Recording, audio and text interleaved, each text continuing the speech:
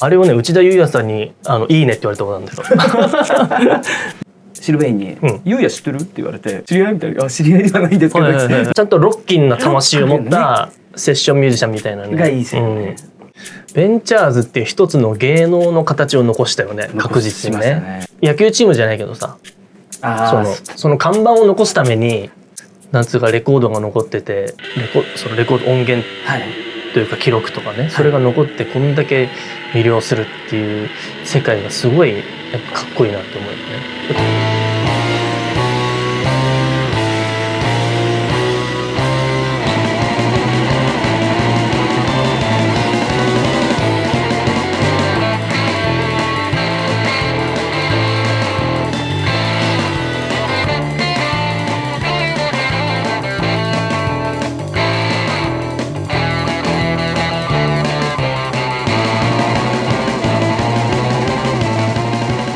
俺さ、こう大きいバッジ普段ライブでつけるんだけど、あれをね、内田裕也さんにいいねって言われたことなんですよ。なかなかないでしょこれ。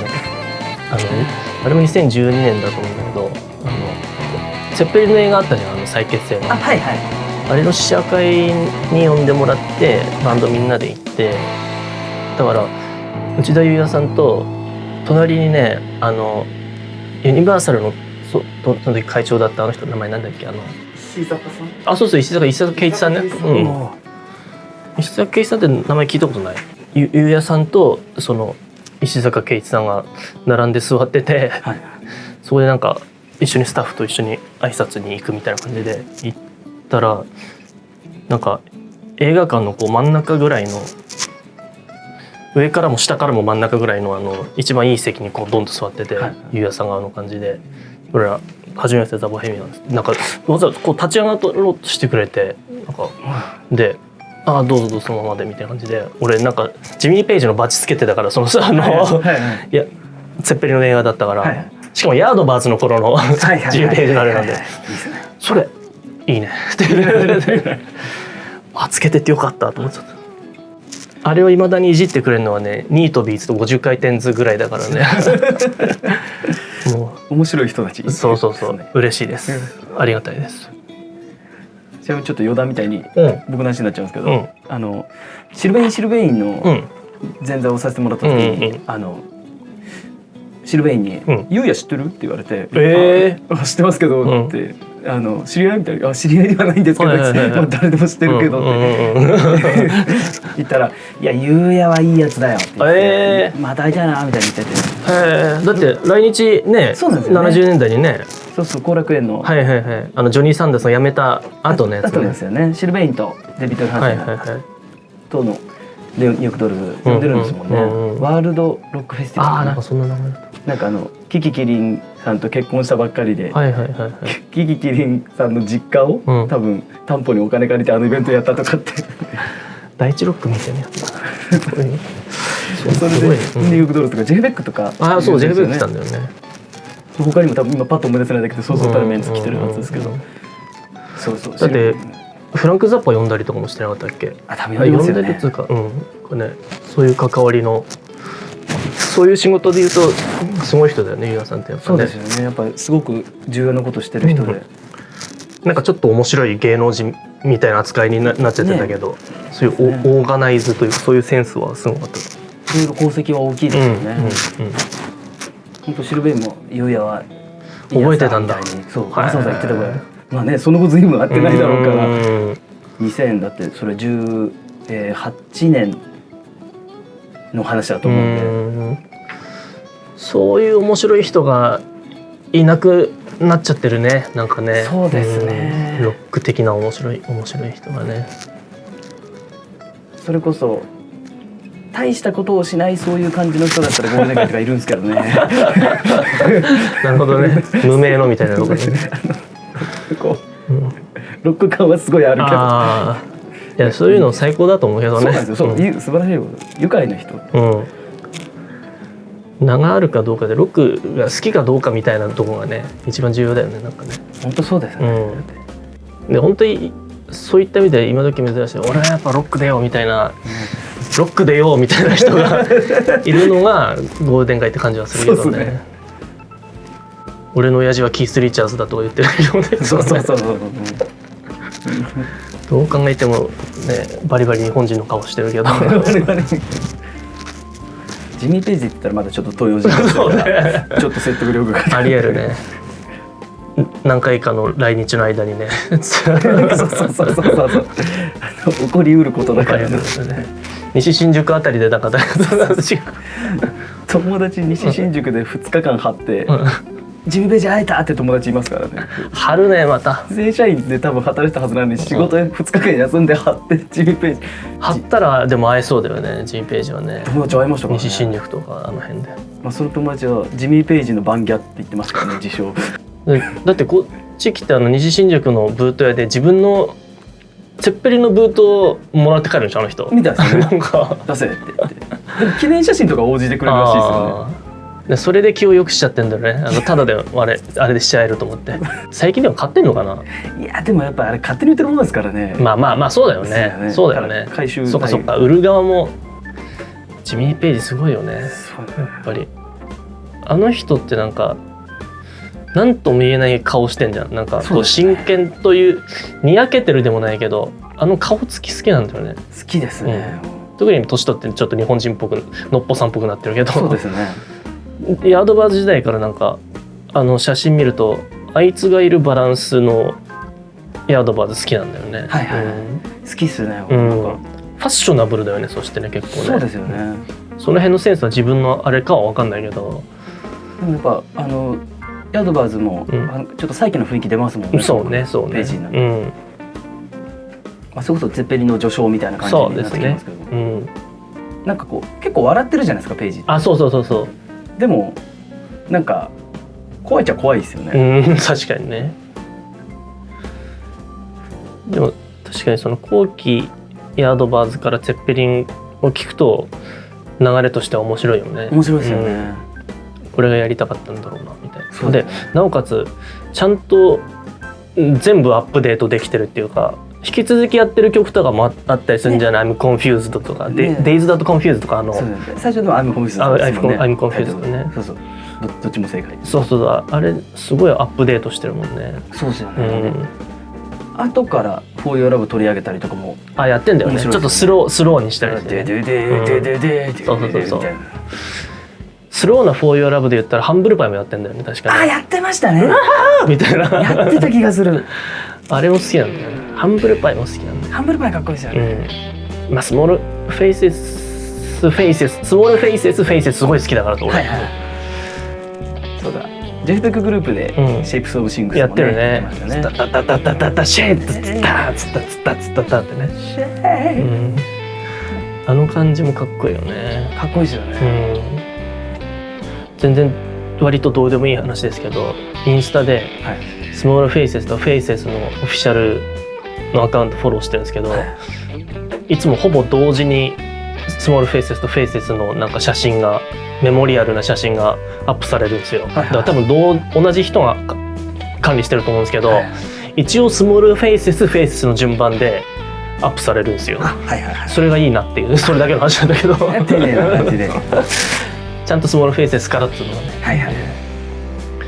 フェイセス好きなんだよね俺。フェイセス、ストーンズも好きだけどストーンズフェイセスの感じがあるバンドが好きだね。かばやつさんなんか一人フェイセスみたいな雰囲気あるじゃないですか。そうですね。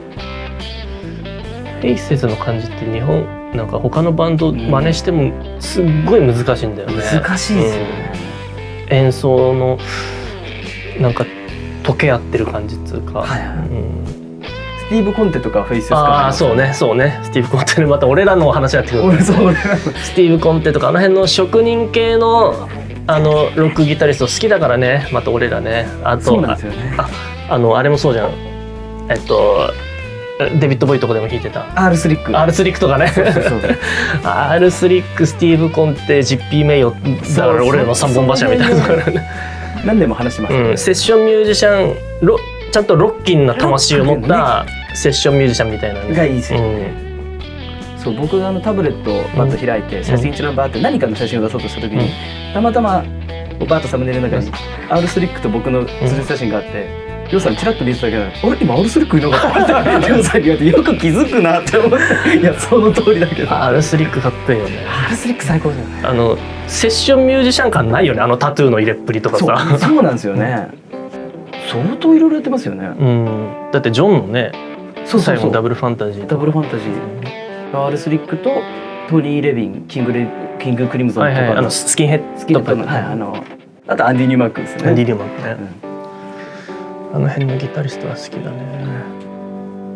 あのメンバーで演奏するヨーコの曲、ヨーコの曲結局どれも一流ミュージシャンがやってんだけど結局すごいですよね。ヨーコには勝てないみたいなところあるよね。勝てないですよね。なんかネタ的に扱われてるけどさ、すごいかっこいいと思う。かっこいいですよね。もうああいうのがすごいたまらなくジョンは好きだったんだろうなっていう。でしょうね。そういうジョンもかっこいいじゃん。なんかまたね。そういうジョンもかっこいいですよね。本当。昨日フランク・ザッパの映画見たんですけど、やってるね。ザッパのバンドにジョンとヨーコが参加するっていうシーン出てきて、あれ何綺麗にレストアされてるような映像なのちゃんと。なんか YouTube かなんかで見たことあるんだよね。ありますか。なんか綺麗な映像でしょ。多分。なんだっけあの曲。ジョンの曲やってんだよ確か。そっか、そこは映ってなかったです。なんかちょっと即興みたいなやつが映ってて。フランク・ザッパとかとはなんか通じ合いそうな感じあるよね。そう、めちゃくちゃ通じ合いそうな感じしますよね。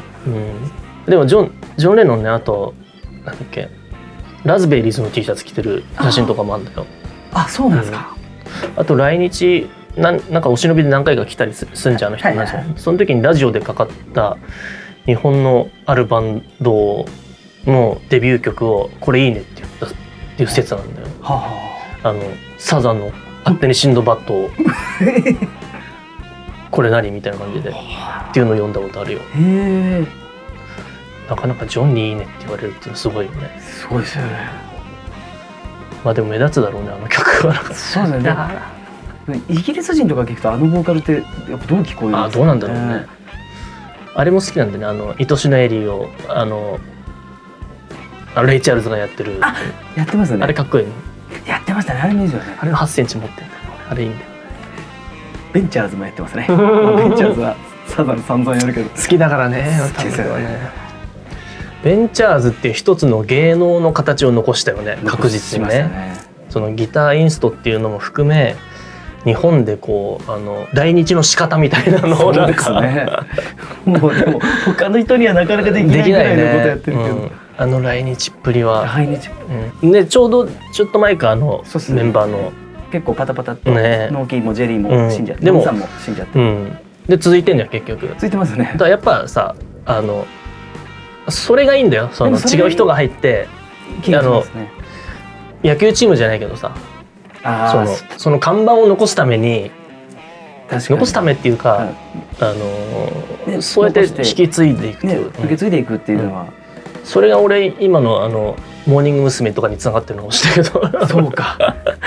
多分グループも僕が知ってる人はもう誰もいないんだろうなって。そうヤードバーズだって同じ曲をさ「I'm a Man」とかさ、クラプトンの頃からやってるどんどんギタリストが変わってメンバー編成変わってアレンジ変わってるでしょ。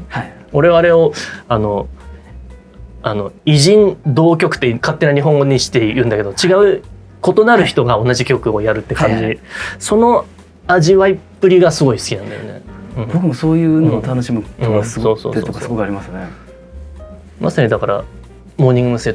とかの卒業してさ新しい人が入ってきてみたいな仕組みはまさにそうだったりするんじゃん。なるほど。